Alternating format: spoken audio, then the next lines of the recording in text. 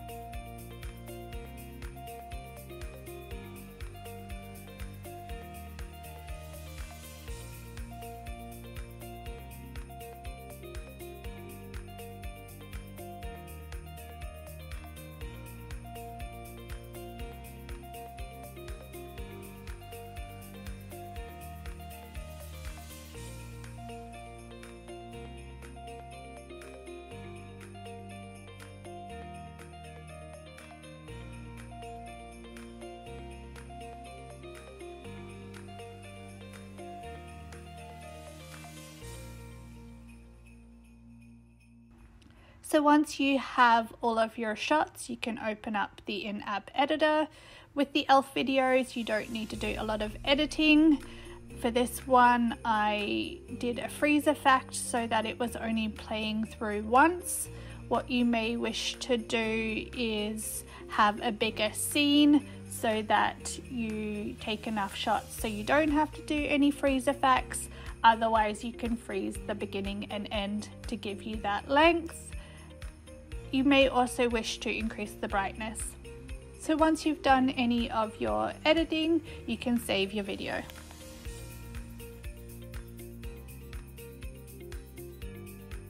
If you enjoyed this tutorial, please smash that like button. It really helps get our brand in front of more eyes. This is only one of many Elf on the Shelf video tutorials that we have.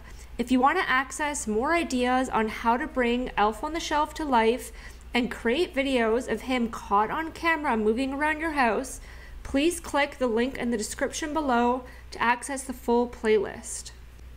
If you share your video on social media, I'd absolutely love to see it. Please include the hashtag ElfOnTheShelfVideo so I can see what you guys are creating. Thanks for watching.